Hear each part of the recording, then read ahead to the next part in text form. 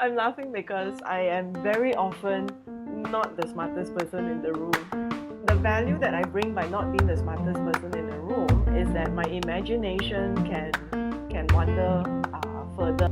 I can play some of these instruments, but I'm not the best. But that's not the reason why I'm being put in this position. Hi, I'm Janet Lee, and I'm building better leaders with Kausern Hieu.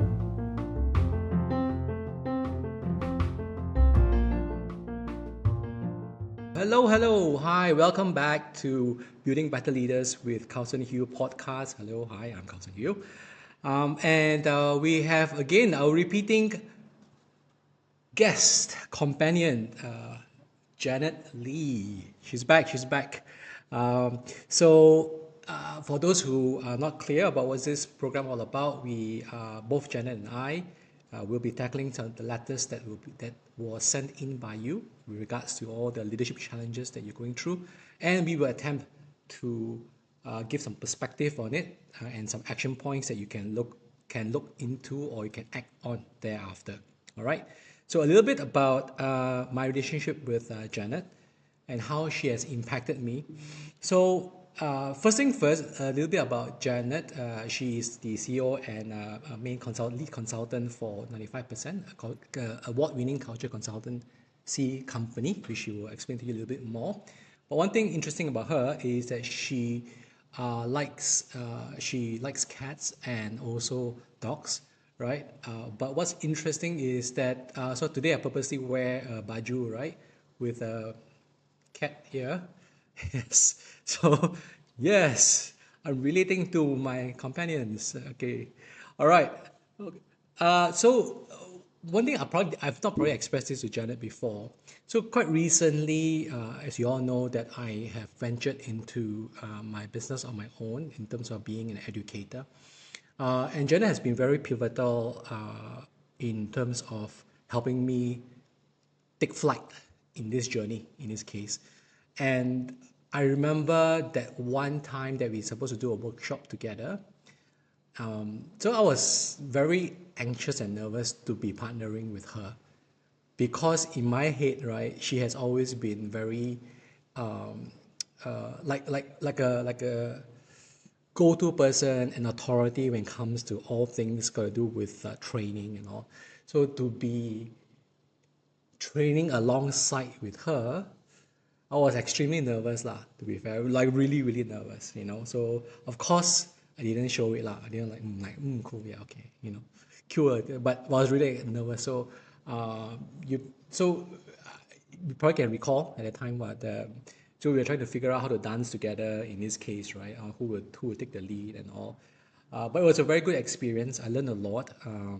So from that experience itself, I learned that you're not as scary. you're extremely supportive. But there was a lot of preparation which is needed because at the end of the day, it's not about how great we are, but how we can do best in terms of serving the person in front of us, right? So that's why a lot of preparation is needed. Then, I mean, the whole process itself, I learned a lot from you on how to so-called dance together. So thank you for taking me through. Thank you for teaching me on how to do all these things and also the little tips that you have taught me in doing training. So I really appreciate you for that. Okay, so for those who do not know Janet, can you please introduce yourself, Janet?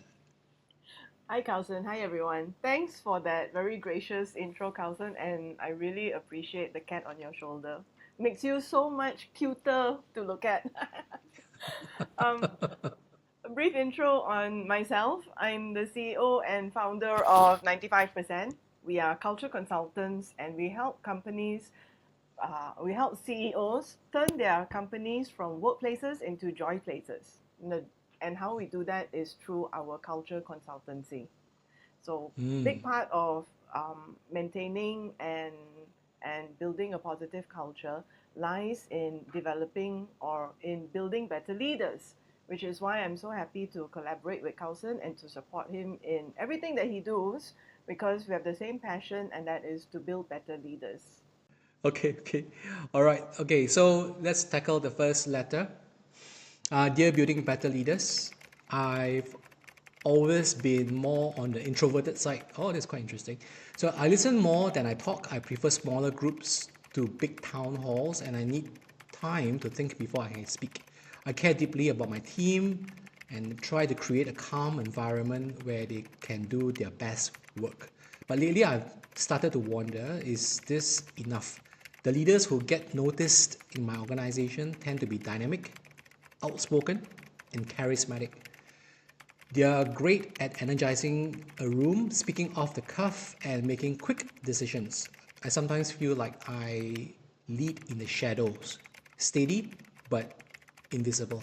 And I worry that my quieter style is being mistaken for a lack of drive or decisiveness.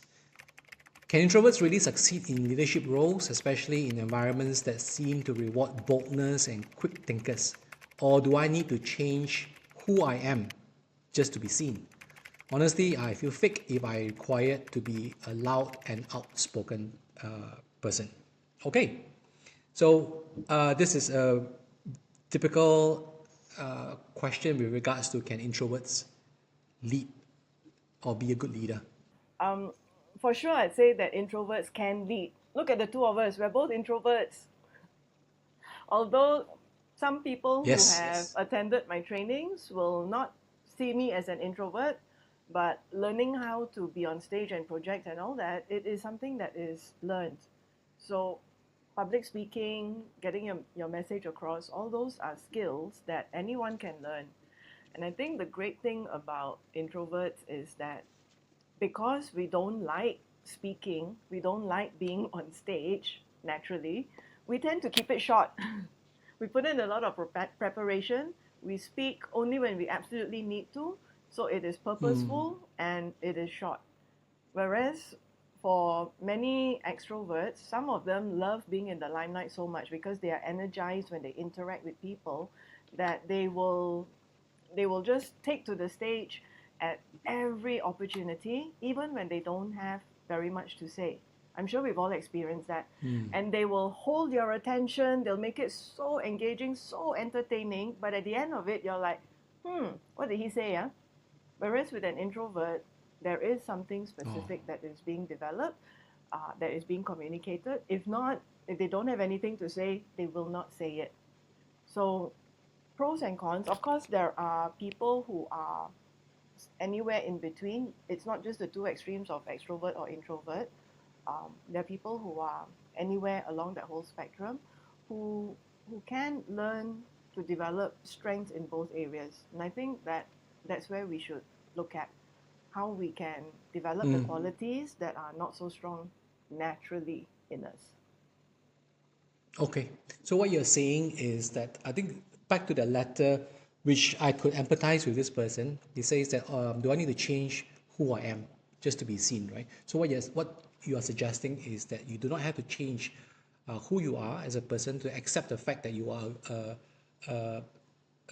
introverted person, which is helpful or which is important in leadership role, but you need to supplement with certain skills in order for you to. Okay, got you. So I'm just wondering. You said those are the pros of being an introverted leader. I wonder what's the cons of being introverted leader for you. The cons of being an introvert is that it takes a lot more effort to make your presence felt. To be visible doesn't mean that you are loud, but to make your presence felt means that you just need to be very, very present. Present, connected in your own authentic way, and that's how you can make your presence felt. Engaging with groups of people, whether it is with a team or with the whole organization, at a town hall, at a big meeting, for introverts, it tends to be more tiring.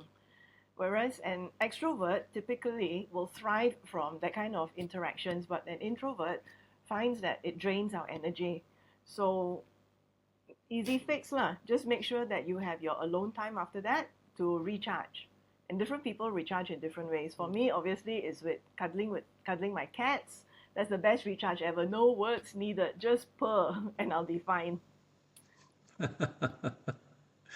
Okay. So yeah, I mean, totally agree with you because I do need the me time after a long workshop or like a public speaking engagement and all.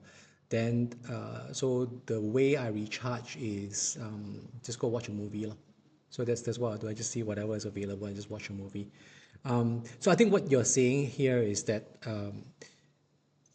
you don't have to be loud for an introverted person, but you have to be very visible at strategic moments, right? So I think that is the key, right? So like for example, maybe during town halls, important client meetings, management meetings and all, I think there needs to be some intentionality with regards to like, okay, I know that I'm going to be speaking, I know that I need to be present, like you said in this, so I got to make sure I prepare well for it instead of winging it, in this case. So then every opportunity is a strategic opportunity for this person to be visible, because it is important. If you want to be a influential leader or impactful leader, you can't just so-called say, I keep hearing this all the time. It's like, oh, I don't have to be loud, I don't have to present myself and so on. My work will do the talking. My work will sell on its own. This is what I usually hear, right? When it comes to somebody who is not willing to be visible in this case. But this is where I realized that that's why I'll tell them to say yes, understand that, but do you see some opportunities being not swung towards your way, right? Because of this thinking, right? That my work will do the talking. Because sometimes you have to be able to project the work that you do anyway, to be able to say that you're doing all these things. I think this is where some of the, I think the challenge of one person going through that is that, yes, I understand that, but I don't know how to come across talking about my work without coming across as beating my own chest or like, showing off. I think that is kind of the tension that they have. That's why they choose then not to go there, not to be so-called visible. So they just rather let the work do the talking. Is there some truth to what I just said? Mm. Well, myself, as an introvert, I do not like any kind of like chest thumping. So it's still very challenging for me to introduce myself as CEO of 95% and what we've done and so on. Uh, how I handle it, how I psycho myself to be able to say this, because as a leader, I need to promote our services. So Yeah. how I psycho Yeah. myself is that I ground myself by saying that whatever I'm doing is a service that is meant to benefit the client. So it's Mm, not about me talking about how great I am, but rather it's about what can I do for you and how can mm, this work serve you, serve your objective and your purpose. mm, So that helps me to make the shift. The other thing is that introverts enjoy deep and meaningful conversations. They enjoy deeper connecting at a deeper level when there's something meaningful that is being exchanged.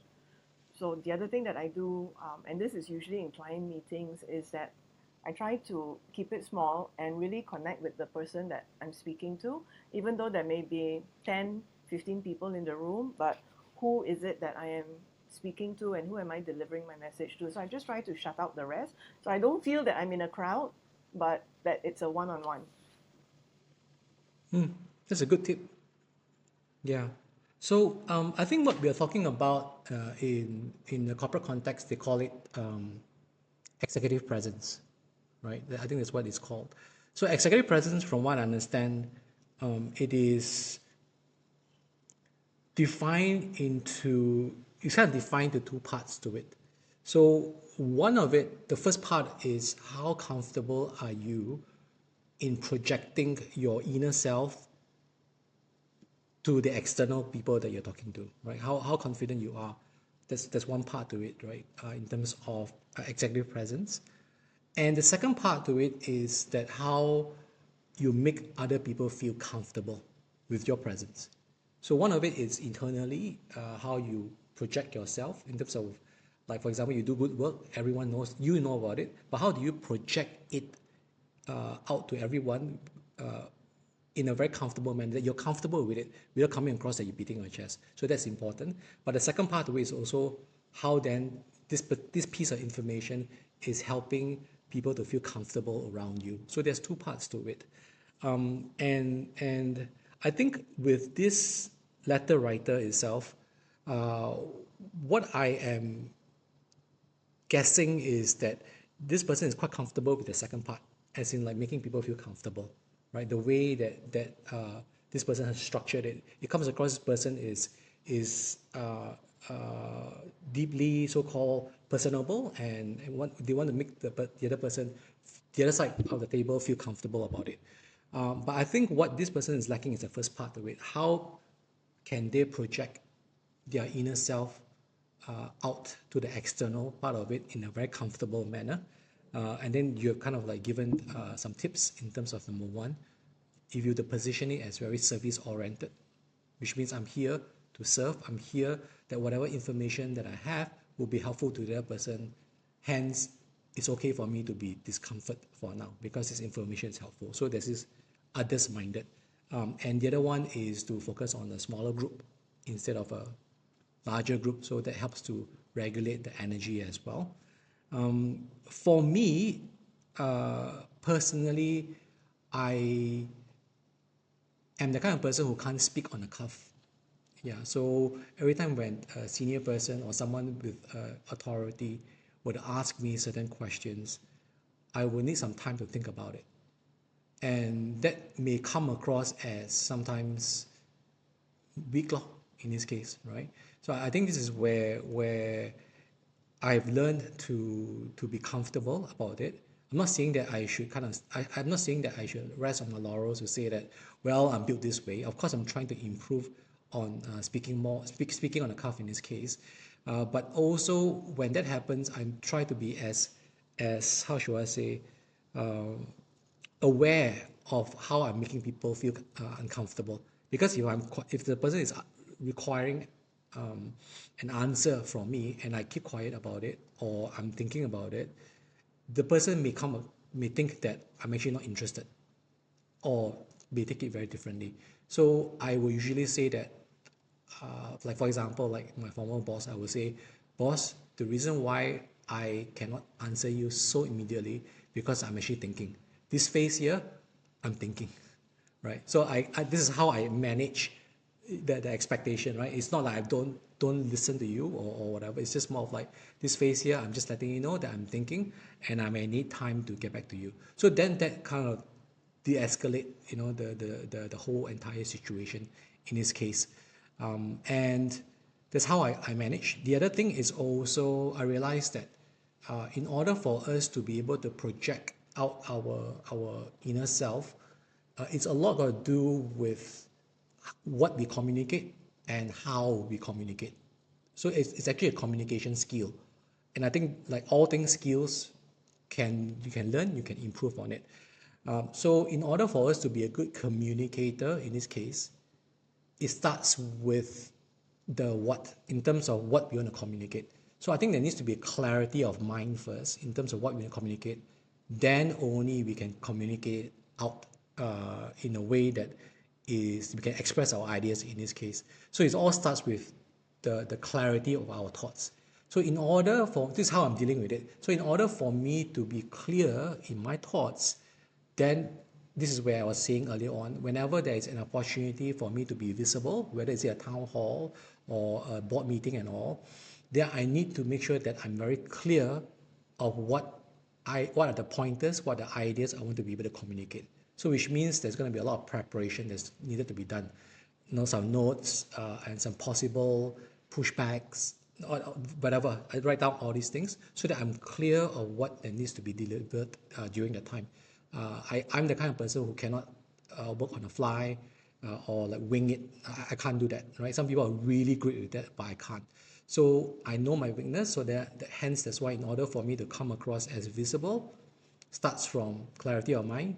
But if you go back further, is to be very opportunistic in terms of knowing when to show up, when to be visible, and to be prepared for such conversations, for you to be visible in the eyes of people, in the eyes of strategic people, right? I think that's really important. I mean, I hear enough of juniors who feel that they are being victimized or that their promotions are being bypassed and so on. They say, look, I'm doing all the work but how come I don't get, the recognition in this case?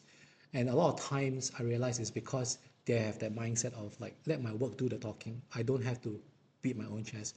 This is where I say that yes, and so it's yes, you still have to do you still have to do the good work for sure, but you also need to be able to comfortably talk about it at the right time, not all the time, right? Because the other opposite is this term called loud presence, which I understand is that you actually don't have, like Ting Kosong, like I call it, where you don't really have much to offer, yeah, empty vessel, but you talk a lot, you talk very loudly. So like what you said earlier on is when the person can impress a room with the loudness and everything, but after you think about it, you say actually there's not much point to it. So yeah, so that also is you don't want to be in their position as well. So what are we telling this person? So let me try to recall. Please correct. Please jump in if I missed out anything. I think the first thing is that what we're telling this person is it's okay. You don't have to change who you are. You just need to be able to supplement your introvertness with certain skills for you to come across as visible, right? Second thing we are telling this person is that you don't have to be loud, but you have to be visible. Not all the time, but at strategic moments. And in order for you to be able to do that, you need to be able to prepare yourself well, right? Know your limitations, and know when are the opportunities to show up. So during those opportunities to show up, this is where you need to prepare well. If preparing pointers helps you do those things, right? So that you can able to speak on the cuff. And if you do not have anything to speak, it's okay. You can just kind of tell the other person to say, look, I need some time to think about it. Doesn't mean I don't care, but I just need some time to think about it. So it's able to have that kind of self-awareness to be able to also tell them that, hey, this is important, but I need some time to think about it. So to be able to express that as well. And there are some other tips to help this person in such situations is when, for example, in a big town hall and all, always remember that what you said, you're there to serve. Whatever information that you prepared is to help the other side of the room to be able to be better at their work, to have clarity and all. So hence, it's okay for you to just go through this discomfort because it is for them, it is not for me, right? And in a networking session, for example, or maybe in a 15 to 20 people sort of group, the other tip is for you to focus on one or two people rather than you trying to get energized from everyone else, because that's not who you are, right? As opposed to an extroverted person. Okay, I hope that was helpful for you. And Yeah. don't forget to build in time for you to recharge. Introverts really need that. Yes. Okay, build in time to recharge. All right, so we're going to move on to letter number 2. Dear Building Better Leaders, I never set out to be a micromanager, but somehow I became one. Okay, sorry about that. But every time I delegate something important, I find myself hovering. I check in constantly, tweak their work, or just redo parts of it myself. I know it's exhausting for both me and my team.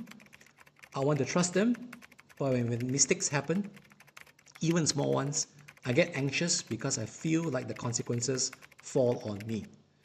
To make things worse, I'm not even sure if my team notices. Some seem perfectly happy to let me take over or ask me to just check in before they send. I don't know if I've created a dependency loop or if I'm just trying too hard to keep quality high. How do I stop micromanaging without letting go of accountability? And when, if ever, is okay to micromanage?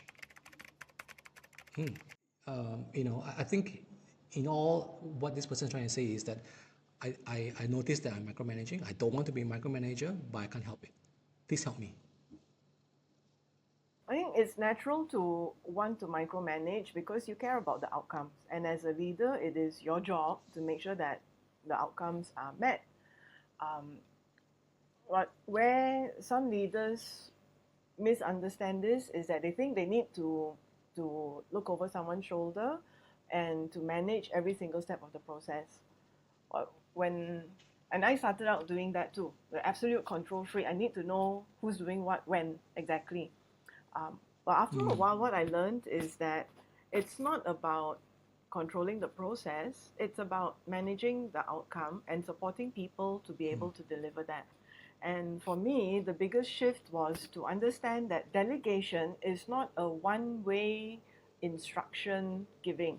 It's not a one way communication where I'm just giving instruction. It's actually a two-way conversation. So how I do it is after I have given instructions as clearly as I possibly can, the task, the reason why and the objective and all that, I actually ask the person that I'm briefing to repeat back to me what did they hear me say. This is to check myself to see whether I have actually been clear or not. Sometimes I think I'm clear, but they don't receive it clearly. And when I'm not sure whether they understand what I'm saying or not, that's what triggers me to micromanage. But when we have this dialogue and I know that they understand what needs to be done, I also check. So how are you going to do it? Do you know how to do it, or are you going to be lost and fumbling around? So when I know that that person knows how to do it, then I can back off and say, okay, great, go, uh, go and get it done, and then check in with me when you're ready when you have something to share. So I find that that gives them that two-way communication helps me to put my own worries to sleep, and I can trust and let go, knowing that that person knows how to get the job done. Another tip that I, another thing that I do is that I will ask them to set mini checkpoints. So after I've made sure that they understand what they need to do, then I'll ask them, okay, when would you like to do a progress check? And let them determine it. So they will think like, oh, maybe I need to do this, do that. Maybe in 2 days' time, I can check with you part A. Okay, great. And then I just hold them to it. So this gives them the ownership and it gives them the control. And then when they reach out to me, it is on their terms. It's not on mine. So I get the updates and the progress check that I need, and they get the autonomy that they need, that they enjoy. So what I'm hearing is that there's a possibility that the person is feeling that the letter writer is feeling that they are micromanaging. I think they need to understand that depending on the work that needs to be done or needs to be passed up in this case, there is going to be always a sense that, what I'm trying to say is that delegation here doesn't mean there is a void of monitoring. There needs to be some form of monitoring. There needs to be some form of supervision as well. It's not just delegate and then just move on, that kind of thing, right? It's not. I think that is where the biggest mistake I did previously. But understanding on delegation here means like this is the work that I have, and I'll just so-called here, you take A, you take B, you take C, and all these things. So you kind of like just delegate it out in this case, and then I'll just say that if you got any problems, look for me. Which of course they don't look for you because they don't want to come across as stupid, right? They don't come across as incompetent, so they don't look for me in this case. And when problem arises, then that's where I realized that I have over delegated, I have over empowered in this case. So this is where what you said, it's giving the process, that step by step in this case. And if I can, I think this is something which I learned from a previous guest on this show, right? And he has articulated very well in terms of the steps, right? So let me try to recall what he mentioned. So I think the first step, what you said, is to articulate the outcome clearly, but not the process. So articulate the outcome means like what is it that you want to achieve, by when, the deadlines, and also some non-negotiables as well. To say that, okay, this is the outcome, this is the timeline, and there are certain things that you can do and certain things you cannot do, to articulate some of these non-negotiables as well. But you do not articulate the process. So that's step number 2. That's when you invite them to say, Now, based on whatever I just said, how would you approach it? So this you're empowering the other person to figure out the process of how to get there based on the outcome which I've already articulated very clearly, right? So this is where the co-collaboration comes in. Then they'll talk about it. Then what you said also, which is the third step, once we have figured out how to get there to that outcome, the third step is to put in place feedback loops to say, okay, so we've agreed to go this way, to do this way. Let's agree on on a particular date, or maybe every Wednesday, or at the end of the Friday, please drop me an email. Whatever way that is helpful for them, or we agree on, so that it's not about monitoring them, but it's kind of like able to give guidance and course correction if needed. So feedback loop is important. That's the third step. And the last step is when, let's say, everything is done, you already pass up the project or pass up the work, and then you get back the results. That is when you kind of like look into both the results as well as also the process as well, the outcome as well as the process, to say, okay, if we achieve the outcome, then we ask these questions: what did we do right? So then we can learn from it. So that's where you can talk to the person that you delegated to. Or if the outcome didn't turn out right, then you ask also, what did we not do right? Right? Can we improve on it? What kind of support you think that should have been in place in order for this to happen? So because then what happens is you're turning every opportunity, every conversation to be an opportunity for the other person to grow, to learn as well. So I think if you approach it this way, then I don't think this person will feel that they're micromanaging. I think micromanagement comes in when you're trying to micromanage the process of getting there. Like, oh, do this, cut the timon this way, fry it this way, don't fry it that way, so then they start to feel very stifled by the whole thing. But what you're trying to say is that, yes, you still need to be able to cook this particular dish. These are the non-negotiables. You need to make sure that these ingredients are in there. But how you do it, let's talk about the process. So you invite them, so then you won't come across as a micromanager. This is what I learned, and I agree with this person when he was sharing with me, because I realized that I didn't like somebody or a supervisor before, or a manager before, is when they try to micromanage the process as well, to say, do this thing and let me know, show it to me whether or not you're doing it correctly. So there's a sense of judgment as well. So but if you follow what I just mentioned just now, that the steps, I think it will be most helpful. It will be very empowering, rather than coming across as judgmental, or like being like a headmaster in this case. Any thoughts to what I just mentioned just now, Janet? I think very much aligned to the approach of how to do empowering delegations that I often teach in my workshops. And just want to share a story where recently I was mentoring this head of a department, and he is a very results driven guy. So he does not like being micromanaged because he will drive himself to do a fantastic job always. And now, as head of department, he is so frustrated because his people are not responding well to his way of leadership. And his way of leadership, his way of delegating is, I brief you, I give you the job, and then I trust you. I trust you to do it your own way.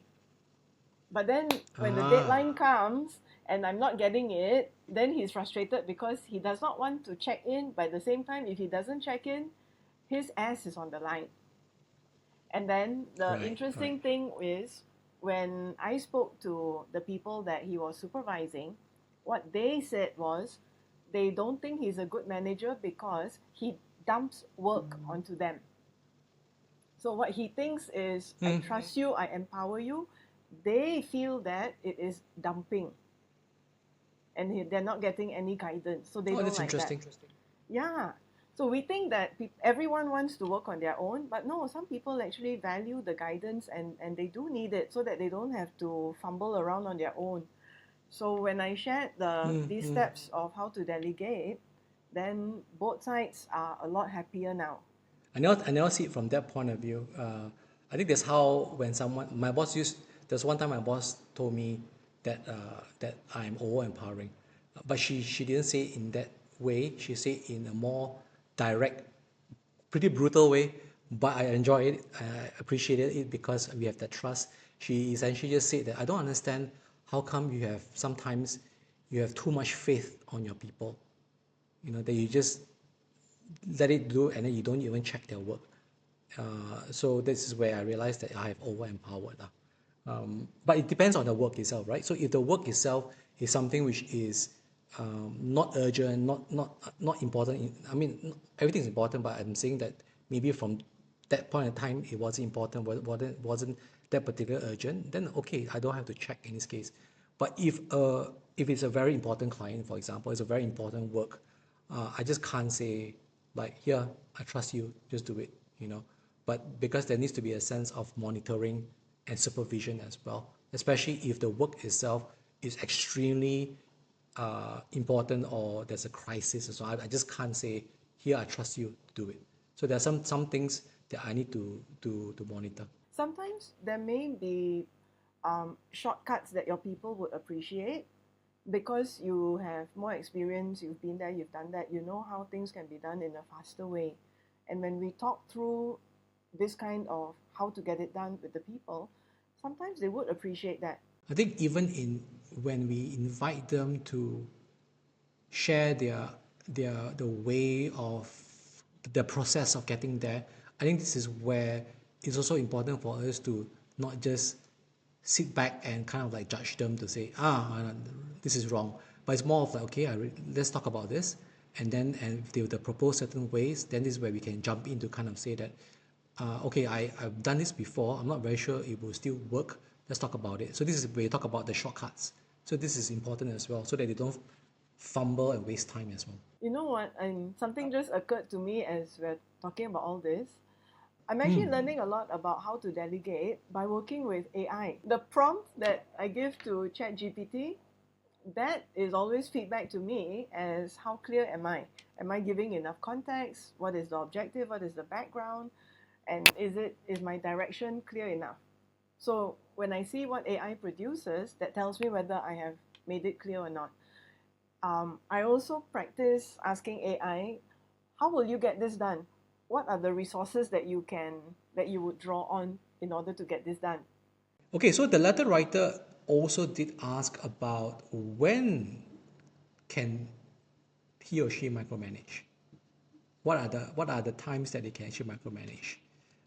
So I think that's quite straightforward. For example, like you don't micromanage. You micromanage when it's a crisis.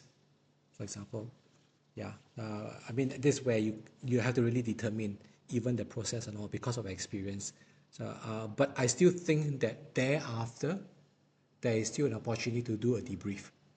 Once everything is over, then to sit down. Okay, so what do you learn from this whole crisis? So I think it's still an opportunity to learn to so-called to learn from this and not just micromanage.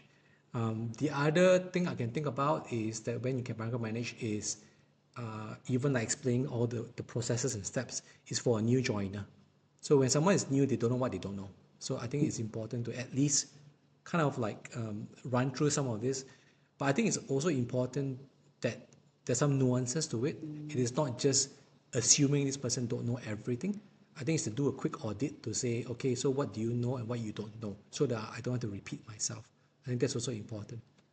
Um, yeah, I think these are some of the cases. Maybe another one would be high stakes. Like for example, if this project is going to cost a lot of money, yeah. So I think it's important to sometimes just, in fact, maybe don't even pass it on to the other person to do. I think if it's really that important in itself, some things that you just got to do it yourself.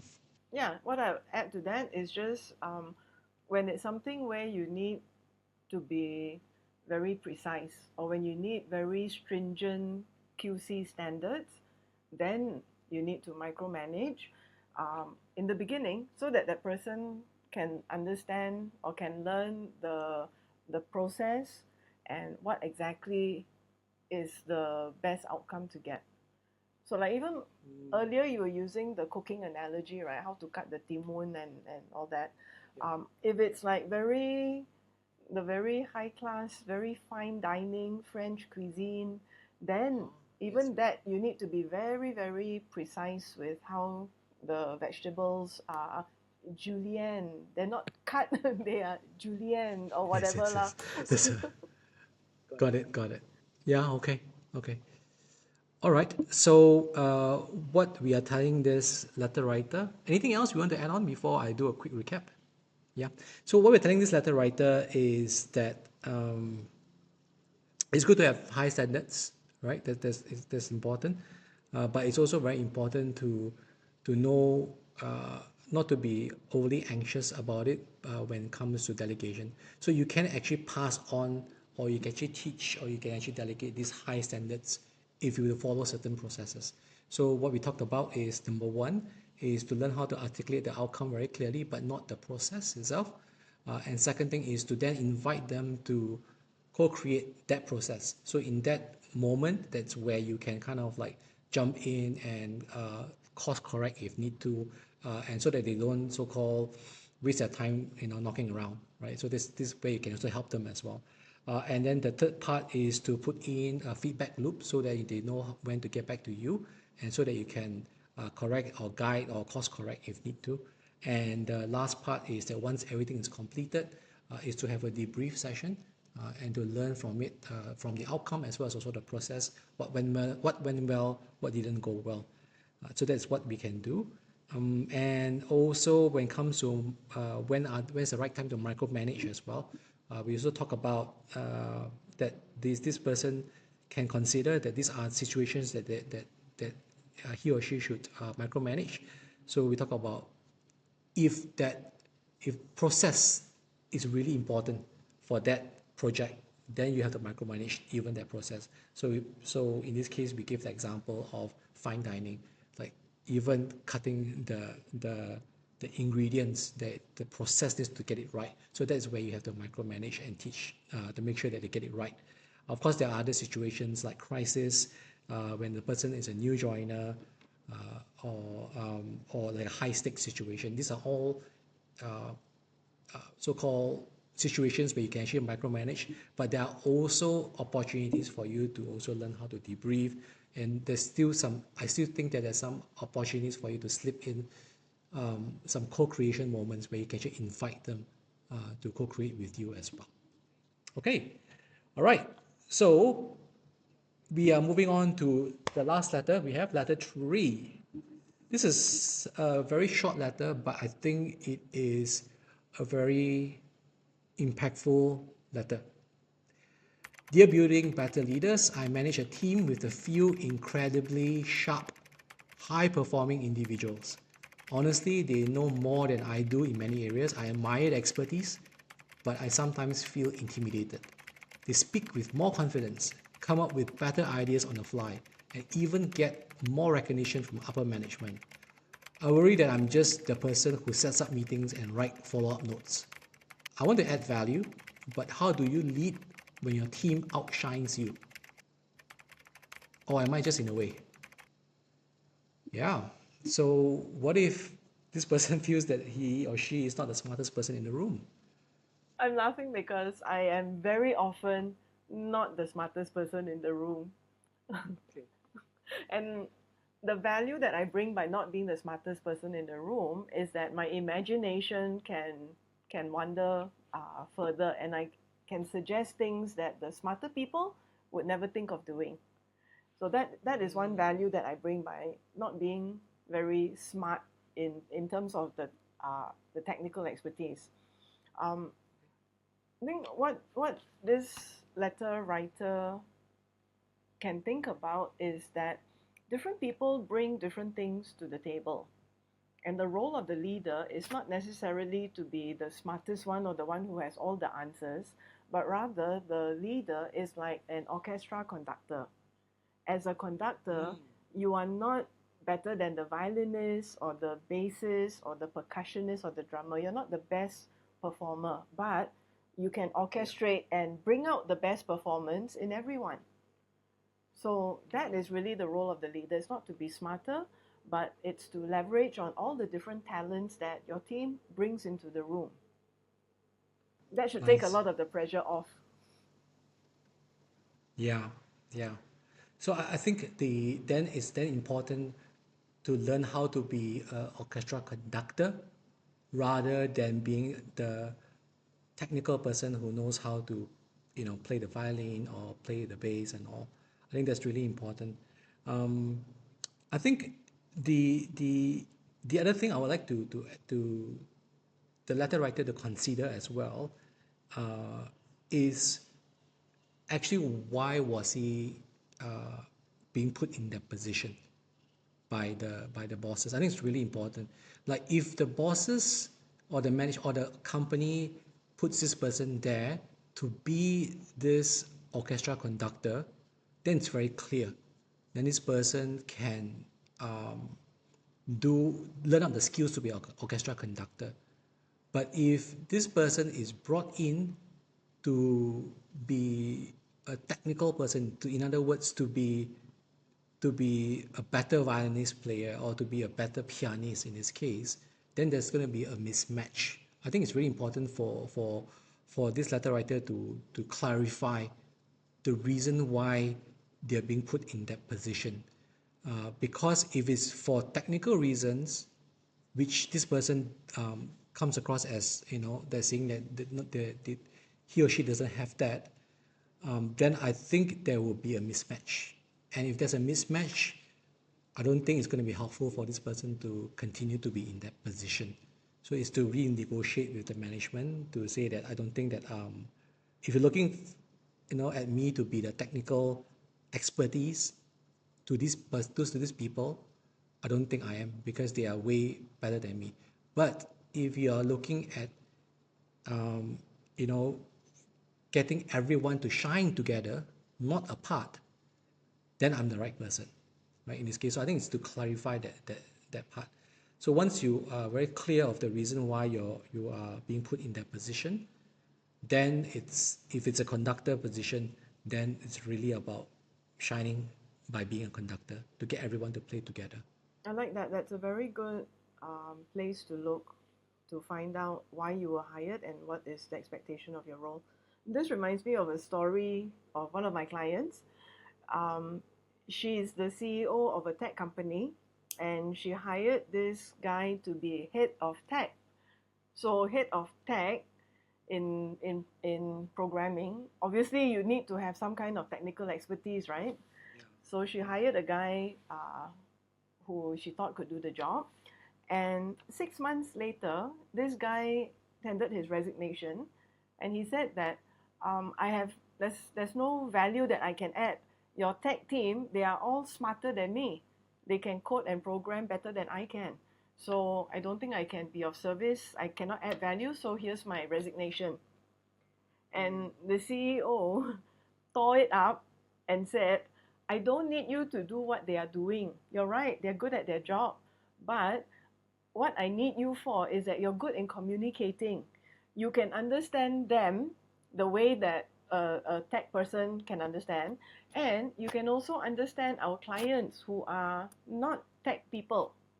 So you are the bridge, and I need you because you're the only person who can be the bridge. So I think what you mentioned is exactly it.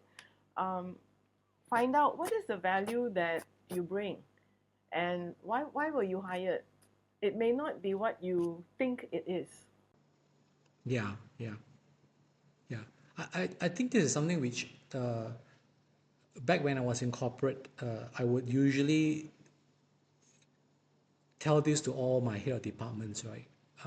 That whenever someone new joins you, it's very important to explain to that person why they were hired versus, uh, you know, 20 others who applied for that job. There must be a reason why. Because clearly the hiring manager saw something in that person. So then they know that why they were hired, right? I think it's very important. So sometimes if today you have to ask um, ourselves, back then. Actually, why of all the people that I was chosen for this, what is it that they see in me, right? So then at least I know what I can bring to the table, and also to also understand what are the areas which I may not be very good at, so that I can improve on that as well. So that's why I think every time when I this way I sometimes will catch my head of departments to see whether or not they do their job. So when if they meet up with a new person, I ask them and say, hey, do you know why you were hired in this? If they say, yeah, I know this person told me this, then it's great, good job. But if they say, no, I don't know, then I say, okay, please find out from your head department, why were you hired for this position, right? So at least you know your strengths, right? And then also ask the head department as well, what areas they actually have question marks about you when they were thinking of when they were hiring you in the hiring process, because they would like to be able to because they're not very sure whether or not you can bring to the table or not. So you need to know all these things as well, so that you can work on all those things, right? So I think very similar in this case, like for this person, this letter, right? This letter writer, they need to know why they were hired, why they were being put in this position. I think moving to the next step is, once they know, for example, assuming that this person is hired to be the so-called the orchestra conductor, then I think it's also important for this person to be able to communicate it with their team as well, right? To in essence gather the team together, because sometimes the team themselves, they do not know why this person was being put above them in this case, right? And most of the time they will be thinking like, look, this guy can't even play the piano well, can't even, why, So I think it's important to be able to be clear about this. So this is where this letter writer needs to be able to gather all of them together to address the elephant in the room, to kind of say that, dear everyone, you'll probably be thinking that I'm being hired in this position to be able to do all these things. I can play some of these instruments, but I'm not the best. But that's not the reason why I'm being put in this position. I'm being put in this position so that I will be able to help you and all of us to be able to play better as an orchestra in this case. That's like 50 of us. So clearly, one who sits in the east wing and the other sits towards the west can't hear one another. So I will be able to be in the middle to help everyone to be able to play together and sound well together, because I can hear everyone, in this case. So that is my role, to make sure that all of us shine together, not apart, right? So I think that those needs to be communicated. If not, there's an assumption that you're there to be able to help them in technical knowledge in this case. So I've seen a lot of times in where I was previously in advertising, right? That form comes in like, for example, if the person do search marketing or performance marketing, very, very technical work. And a lot of times, some of these managers that they were brought in to take care of so-called a group of performance digital marketers, this person struggles because they say, look, I know some of this, but I'm not as expert as them. They can do much better, right? So I'm not too sure how kind of value am I adding to them. So this is where this situation is where I say you need to then clarify, why were you brought in. But if you're brought in to be able to give value, able to give value or in terms of technical expertise, then I think it's a mismatch. But if you're there to be able to make sure that, like what you said, you understand the client better and you can communicate it, if that is the value, then you need to be able to then communicate that to the group of people. And that's how you can play to your strength. I think that is important. A lot of times we don't have that kind of conversations with the top as well as also with the bottom. So it is this letter writer's responsibility to get the clarification that he or Um, she needs. I'm not sure if the letter writer has a little bit of imposter syndrome. Um, it was not specifically mentioned, but reading between the lines, yeah, it says that they speak with more confidence, come up with better ideas and all that. So just want to share this little story with the letter writer and with the audience. There was a time many years ago when I was part of I was in a workshop. with a lot of international participants. And we were given a group challenge, which was something to do with how to well, survive in the wilderness or something like that lah. And I had absolutely no clue how to survive in the wilderness. I don't even like camping. And there were some really smart people in the group, including the person who immediately took charge. He's a stockbroker from Hong Kong, very fast thinking, very sharp, very fast. And then there was a lady who was an outdoor guide from Australia. So she also had a lot of knowledge. And there were 2 or 3 people who had a lot to share. And I felt like I am really the stupidest person in the group. I don't know why I am there using up oxygen. But what I noticed was that the group dynamics was just the 2 or 3 people talking, and there were about 5 or 6 others who were just very quiet. So after a while, all I said was, hang on, can we just listen to everyone's views? And then I just invited everyone to have an opportunity to speak up. And then we came up with a richer solution because everyone had contributed something. And then I thought, okay lah, never mind lah. I'm in a group of really smart people. I'm really lucky. And that was the end of the exercise. Then what we didn't anticipate was that the trainer gave us a twist and said that, okay, so you guys have solved the problem and so on. Now, everyone, put your finger in the air, and on the count of 3, I want you to point to the person who was the leader of the group. What blew my mind was they all pointed to me. The most ignorant person there. So I think I just wanted to share this so that those who are in leadership positions who don't think that you have the technical expertise, leadership is not only about knowing what to do, but it's being able to, again, going back to that analogy of the orchestra conductor, just making sure that your team is able to contribute their talent and skills so that the whole group can get the job done. Okay. As we close to this letter, writer, one thing that you said just now really sparked something which perhaps is one of those quests which every time when I want to talk to anyone, I'll kind of rage against it lah, to a certain extent. It is that the understanding that a leader needs to know everything. I think that is something which a lot of times, and I don't blame them, right? Because that's how they were probably brought up from a leadership perspective. But that's also how all of us are being brought up anyway, right? So the entire Google business model is built on giving answers, right? And when we were young, and I remember the teachers were to ask me any question, I'm supposed to have the answer. If I don't have an answer, then I'm not smart, right? I'm stupid in this case, right? So I think then that is then translated or transferred to how we lead as well. I think to a certain extent that is true when there's many years ago, when there's less of choices, decisions are pretty simple. But these days where we live in a very, they call it the VUCA world, where it's just hyper unpredictable, a leader cannot have all the answers.